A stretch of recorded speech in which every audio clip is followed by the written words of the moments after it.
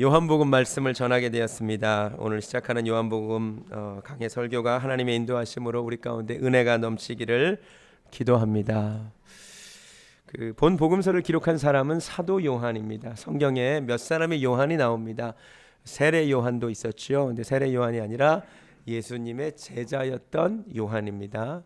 사도 요한은 요한복음뿐만 아니라 요한 1서, 요한 2서, 요한 3서 그리고 요한계시록을 기록한 바로 그 사람입니다. 이 요한복음을 기록한 목적이 있습니다. 여러분 공부를 잘하는 학생들의 특징이 뭔지 아세요? 책을 읽을 때 저자의 의도를 참 잘 파악합니다. 저자의 의도를 파악하는 게 굉장히 중요하다는 말이지요. 요한복음도 이 저자가 기록한 성령의 감동에 따라서 기록한 목적이 있습니다. 우리 요한복음 20장으로 가시겠습니다. 이 목적을 알고 말씀을 읽어야 됩니다. 요한복음 20장 30절 31절 말씀, 이거를 반드시 아셔야 됩니다. 왜 도대체 요한복음이 기록되어 있는가? 함께 읽습니다. 시작. 예수께서 제자들 앞에서 이 책에 기록되지 아니한 다른 표적도 많이 행하셨으나 오직 이것을 기록함은 너희로 예수께서 하나님의 아들 그리스도이심을 믿게 하려 함이요 또 너희로 믿고 그 이름을 힘입어 생명을 얻게 하려 함이니라. 아멘. 요한복음 왜 썼대요? 예수님이 누군지 제대로 알라고 썼답니다. 요한복음에 따르면 그런데 예수님이 누구시래요? 하나님의 아들이시래요. 이거를 믿으십니까? 아직 못 믿으시는 분은 믿기를 원하십니까? 아멘. 믿으셨으면 좋겠어요. 이 기록 목적은 다른 게 아니에요. 예수님이 하나님의 아들이시다. 이거를 믿으면 어떤 복이 있느냐? 영생이 있대요. 생명이 있대요. 여러분, 어떤 존재든 그 사람을 제대로 바로 아는 것이 중요합니다. 사실 인류 역사에서 가장 중요한 질문을 하나 꼽으라면 예수님은 누구신가입니다. 여러분이 인정하든 인정하지 않든 모든 사람은 이 질문을 피해갈 수 없습니다. 도대체 예수가 누구냐는 것입니다. 여러분이 원하지 않아도 여러분은 이 세상에 태어나는 순간 예수님과 관련을 맺게 됩니다. 왜 그런 줄 아세요? 너무나 신기하게도 온 인류의 역사가 어떻게 기록되고 있느냐?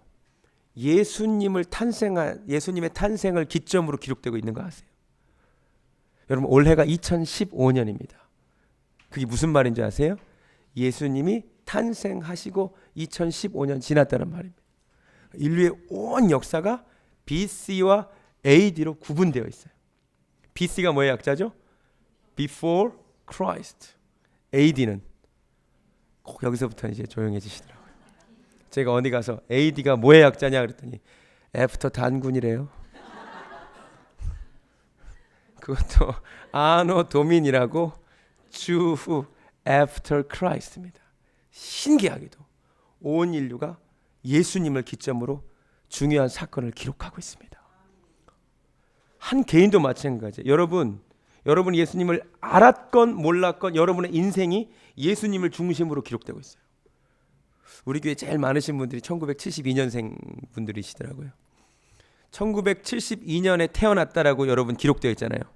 그 1972라는 숫자가 여러분 인생이 예수님 탄생하시고 1972년 뒤에 태어났다는 말이에요. 여러분의 결혼도 만약 2000년에 결혼했다. 예수님 탄생하시고 2000년 뒤에 결혼했다는 말이에요. 여러분이 앞으로 죽으시게 될 건데 그 죽음의 날짜도 예수님 탄생하시고 몇 년 뒤에 죽었다. 여러분 신기하지 않아요? 여러분이 원든 원하지 않든 여러분의 인생의 중심에 사실은 예수님이 계십니다. 사람들이 이게 싫어요. 그래가지고 요새 학자들이 AD, BC 쓰지 말고 BCE, CE 쓰자 그래요. Contemporary Era, Before Contemporary Era. 근데 그래봤자 아무 소용없어요. 그 기준이 누구예요? 예수님이거든. 아무리 해보려고 해봤자 예수님으로부터 피할 수가 없습니다. 여러분, 근데 그 예수님이 그러니까 누구냐는 거예요. 도대체 누구길래 온 인류의 역사가 예수님을 중심으로 쓰여지고 있느냐. 예수님이 누구냐를 아는 것이 얼마나 중요하면 예수님도 제자들에게 질문하셨습니다. 마태복음이 28장까지 있거든요. 한 중간쯤 되면 16장에서 예수님이 질문하셨어요. 뭐라고 질문하셨죠? 사람들이 나를 누구라고 하느냐? 그리고 너는 나를 누구라고 하느냐? 한 28장 중에 16장에서 물으셨으니 예수님이 중간고사 보신 거죠. 그죠? 확인하고 싶으셨던 거예요. 나가 누구인 걸 너가 아느냐 이거죠. 그때 사람들은 뭐 선지자 중에 한 분이십니다. 이렇게 얘기할 때 베드로에게 묻죠. 그럼 너는 나를 누구라고 하느냐? 근데 베드로가 뭐라고 답합니까? 주는 그리스도시요 살아계신 하나님의 아들이십니다. 아멘. 주님이 이 말을 듣고 너무 기뻐하셨던 거 아세요? 정답을 말했기 때문에 너무 기뻐하셨습니다. 여러분, 요한복음을 기록한 목적도 다른 거 아십니다. 이 정답 알려주고 있습니다. 여러분, 예수님이 누구십니까? 세상 사람들은 이렇게 말합니다. 그분은 세계 3대 성인 중에 한 사람이었다. 여러분도 그렇게 생각하십니까? 그 이유가 뭔가를 들어봤더니 이 이유 때문이랍니다. 예수님이 남기신 말이 참 너무나 귀한 교훈들을 남겼답니다. 대표적으로 이런 말씀에 감동받았나 봐요. 오른뺨을 때리거든 왼뺨도 돌려대라. 야, 이런 말은 아무나 할 수 없다 이거죠. 오리를 가자고 하면 십리를 동행해 줘라. 얼마나 귀한 말씀을 남기셨냐. 누가 겉옷을 달라거든 속옷까지 줘라. 야, 이렇게 귀한 말씀을 남기신 분을 보면 인류의 참 위대한 스승님이 틀림없다. 그래서 세계 3대 성인 중에 한 사람이라고 얘기합니다. 그런데 그 예수님이 또 뭐라 그러셨는지 아세요? 나는 부활이요 생명이니 나는 길이요 진리요 생명이니 나로 말미암지 않고는 아버지께로 올 자가 없느니라 그랬던 거 아세요? 하나님을 뭐라고 불렀어요? 아버지라고 불렀어요. 사람들 다 있는데 내가 태초부터 있었다고 그러셨어요. 그분이 괜찮으세요? 괜찮으세요? 나는 하늘에서 내려온 떡이라 그랬어요. 괜찮으세요? 여러분, 그분은 세계 3대 성인이 아니에요. 그분이 말한 그대로 하나님의 말씀이거나 하나님의 아들이거나 아니면 과대망상에 걸린 사기꾼일 뿐이에요. 둘 중 하나입니다. 그분이 하나님의 아들이거든 그분이 하신 모든 말이 다 맞는 거고 그분이 가짜면 하는 말이 다 틀린 거지 중간은 없다는 말이에요. 예수님은 세계 3대 성인이 아니에요. 하나님의 아들이거나 아니거나예요. 만약에 그분이 하나님의 아들이라면 우리가 취해야 될 방법은 하나밖에 없습니다. 그분 앞에 엎드려 경배하는 수밖에 없어요. 저는 예수님을 하나님의 아들이라고 믿는 사람입니다. 제가 요한복음을 설교하는 목적도 예수님이 하나님의 아들임을 여러분에게 말씀드리고 싶어서입니다. 이 시간 이 자리에 계신 모든 분들이 예수님이 하나님의 아들임을 믿는 은혜가 있기를 주님의 이름으로 축원합니다. 진짜예요. 예수님이요 하나님이 아니라면 하나님의 아들이 아니라면 할 수 없는 말들을 남기셨다는 거 아세요? 특별히 요한복음에는 7번에 걸쳐서 I am 나는 누구다 나는 빛이다 나는 하늘에서 내려온 떡이다 나는 양의 문이다 나는 길이요 진리요 생명이다 나는 부활이요 생명이다 이런 말씀을 남기셨단 말입니다. 이 말이 무슨 의미냐면 출애굽기 우리가 지금 금요 예배 새벽 기도 보잖아요. 출애굽기에서 하나님께서 모세에게 하나님의 이름을 알려주셨던 거 아세요? 하나님의 이름이 뭐죠? 출애굽기가 말하고 있는 하나님의 이름이 I am who I am 이에요. 이게 하나님의 이름의 비밀이에요. 하나님의 이름은 I am이래요. 근데 예수님이 지금 그 얘기를 하는 거예요. I am 나는 세상의 빛이다. 출애굽기에 말한 그 이름 I am 나는 하늘에서 내려온 떡이다.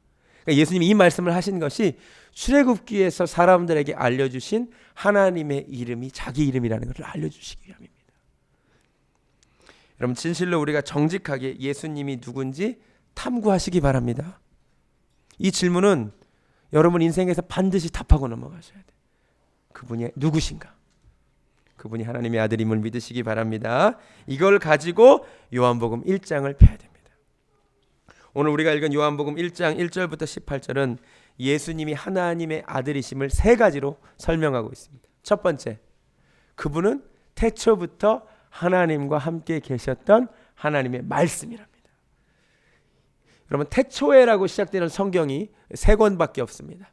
창세기가 그렇고 요한복음이 그렇고 요한 1서가 그렇습니다. 태초에 대해 설명합니다.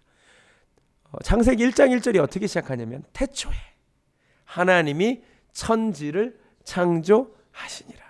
근데 그 창조하실 때 무엇으로 창조하셨죠? 하나님이 말씀으로 창조하셨대요. 빛이 있으라 하심에 이르심에 빛이 있었답니다. 근데 그 말씀이 이 하나님의 아들 예수 그리스도셨다는 것을 오늘 요한복음이 설명하고 있습니다. 태초에 말씀이 계셨는데 이 말씀이 하나님과 함께 계셨고 그 말씀은 하나님과 동등된 분이셨습니다. 여러분, 이것이 믿어지기를 바랍니다.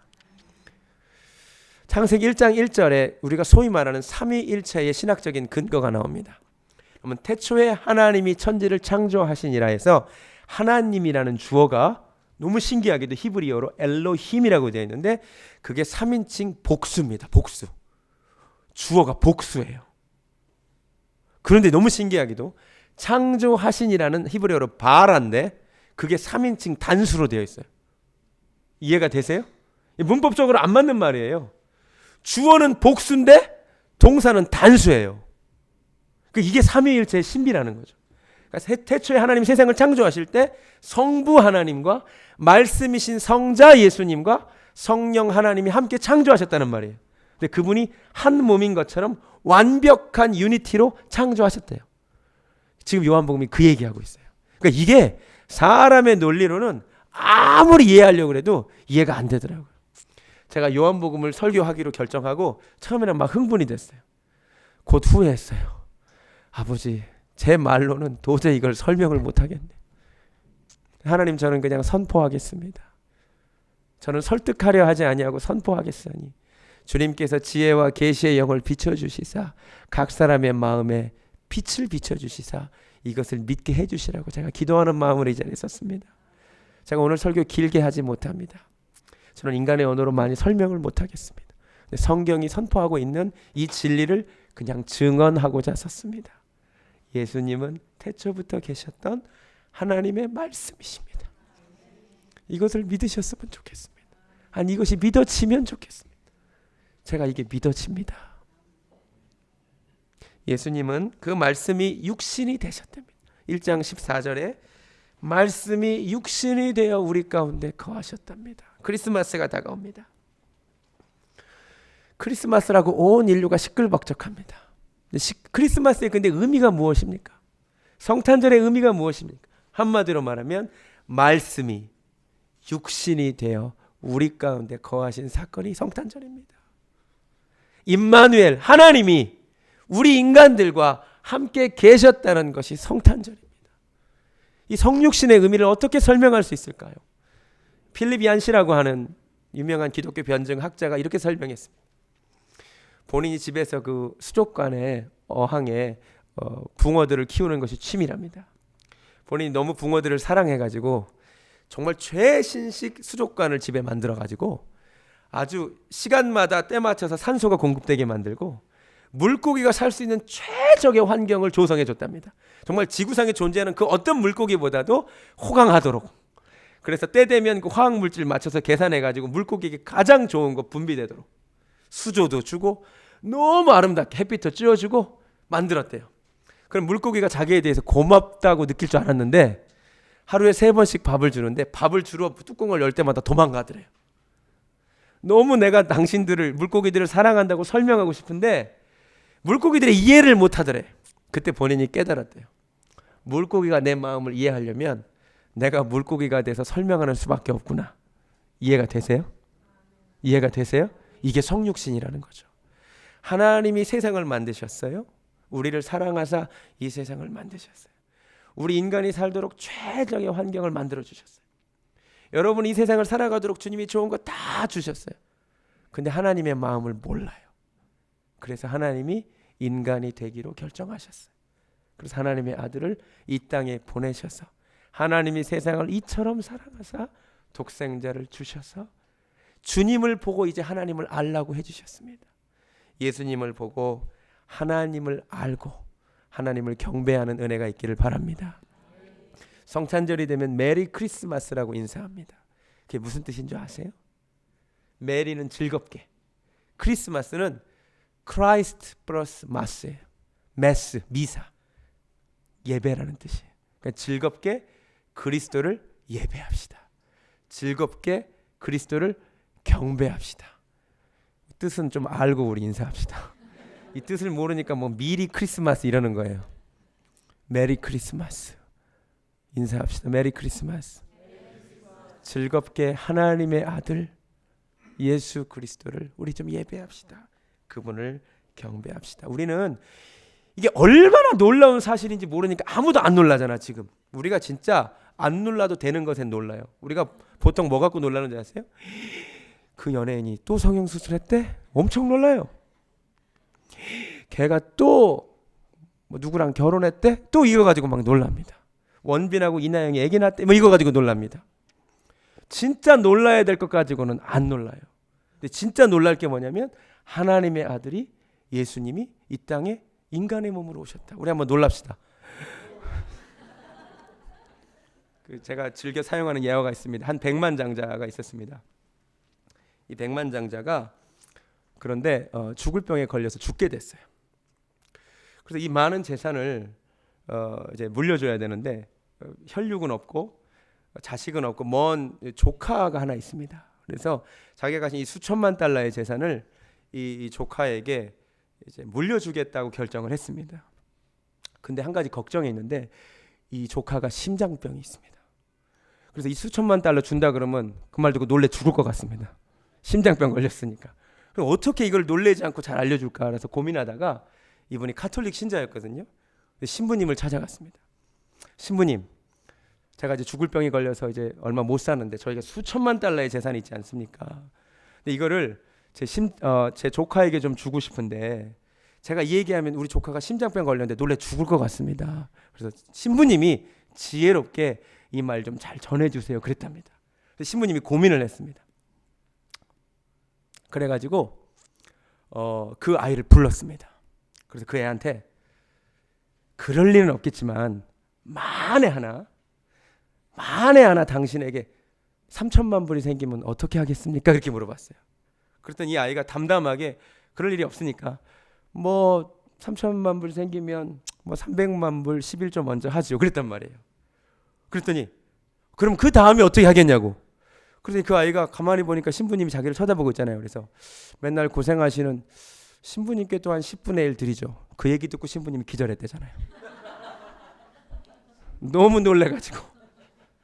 여러분 누가 나에게 300만 불 주려면 그 놀랄 일이죠. 근데 이보다 더 큰 놀랄 일이 있는데 하나님의 아들이 이 땅에 나를 구원하고자 인간의 몸으로 오셨대요. 놀래시라니까 좀. 진짜 놀라야 돼. 우리가 크리스마스를 맞아 놀랄 일에 놀래기를 소원합니다. 그분은 태초부터 계셨던 하나님의 말씀입니다. 그 말씀이 우리 안에 들어올 때 우리가 하나님의 음성을 듣게 됩니다. 두 번째 4절, 그 안에 생명이 있습니다. 예수님은 생명을 주시는 분이십니다. 강조합니다. 예수 그리스도 안에만 생명이 있습니다. 천하 인간에게 구원을 주실 어떤 다른 이름도 주지 않았다고 사도행전 4장 12절은 말합니다. 이 말씀을 믿으시기 바랍니다. 누구는 말합니다. 너무 배타적인 거 아닙니까? 어떻게 구원에 이르는 길이 하나밖에 없습니까? 죄송하지만 하나밖에 없습니다. 여러분 요새 그 스마트폰 가지고 다니시죠? 스마트폰에 비밀번호 설정하시죠? 여러분 비밀번호 다 설정하시죠? 그 비밀번호 몇 개예요? 6자리인데 예. 번호는 하나죠. 그거 좀 부당한데요? 왜 하나밖에 안 정하셨어요? 좀 여러 개 정하시지. 근데 내가 주인이니까, 스마트폰 주인이니까 하나만 정하면 그거밖에 없는 거죠.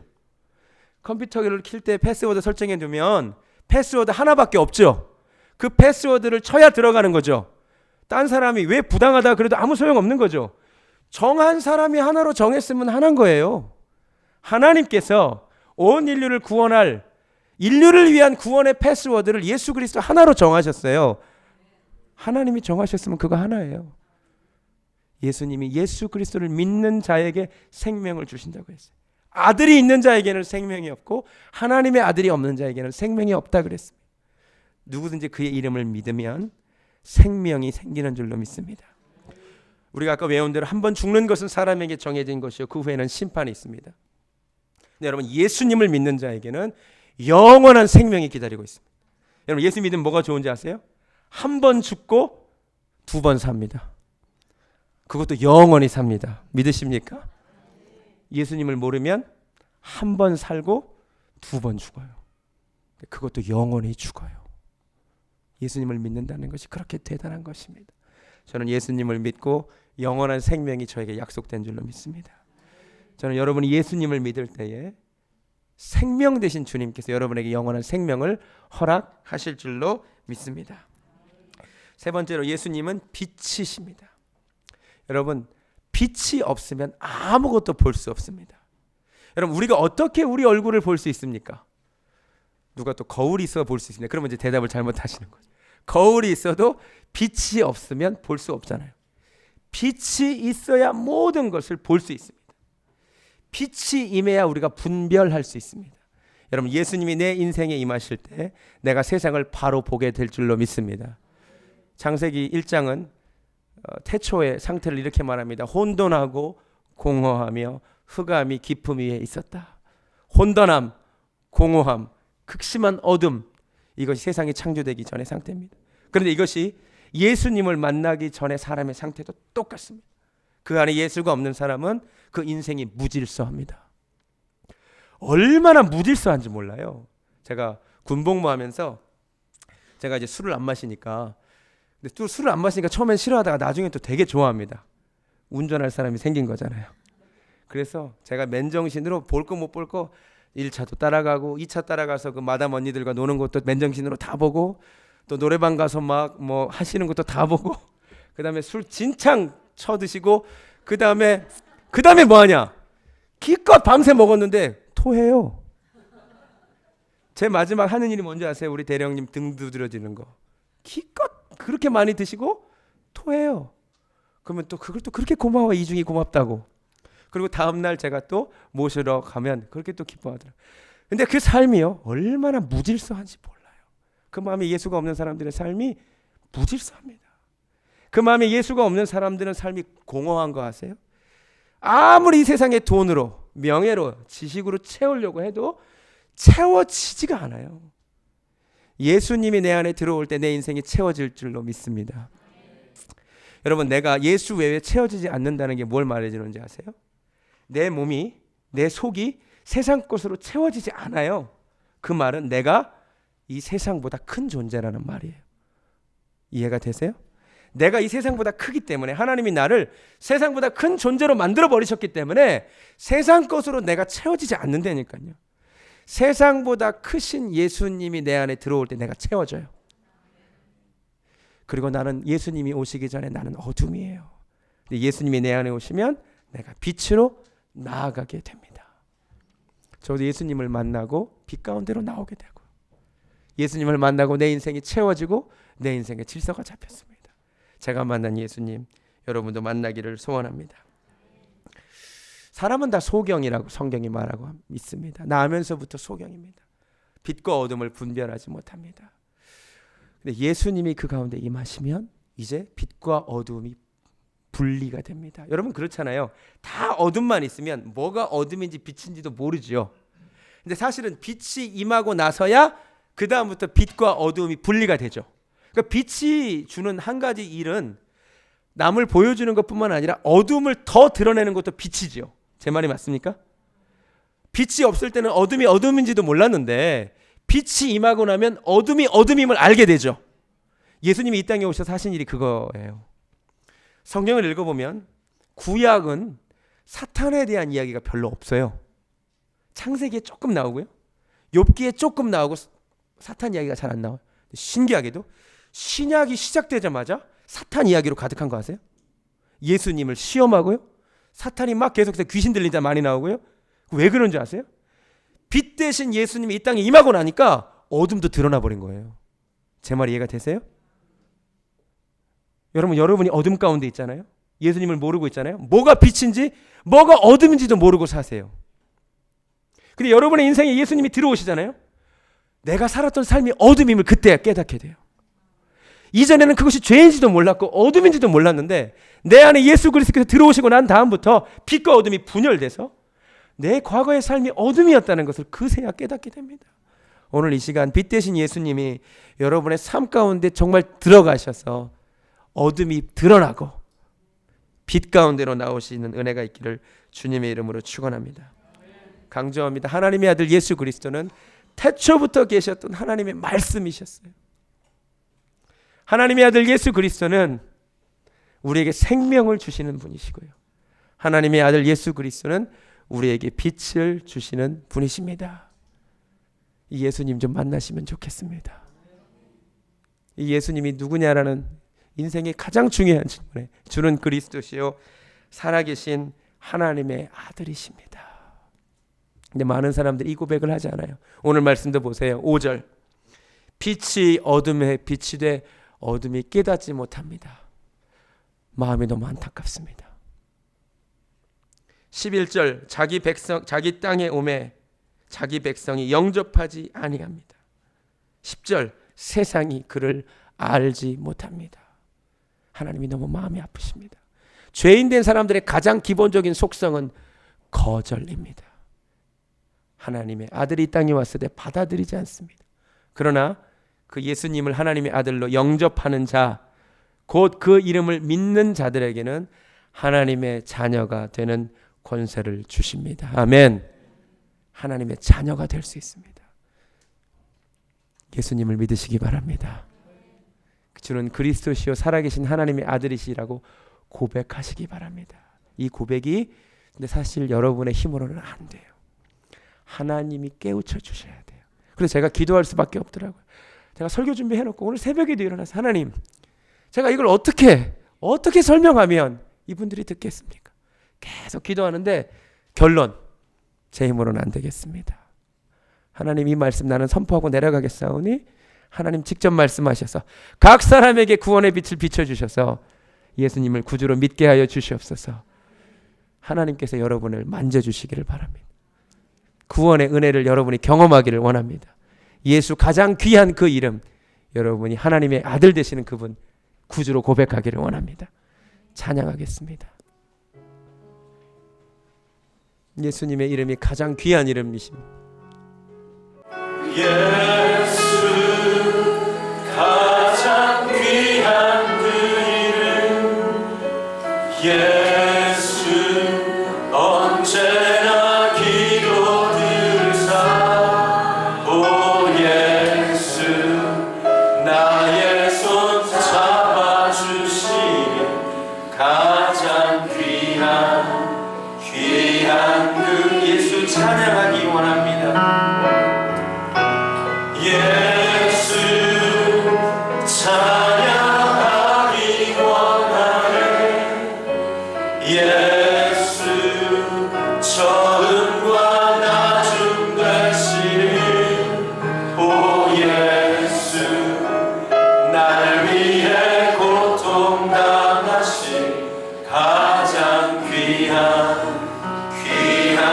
그 이름 이제는 유일한 구원의 진리 되시는 우리 주 예수 그리스도의 은혜와 하나님 아버지의 극진하신 사랑과 성령 하나님의 역사하심이 나를 구원하기 위해 이 땅에 오신 주님으로 인하여 놀라고 그 이름 앞에 엎드려 경배하며 그 빛을 경험하고 그 생명을 누리기를 소원하는 사랑하는 베델교회 성도님들 머리 위에 지금부터 영원까지 함께 하시기를 간절히 축원하옵나이다. 아멘.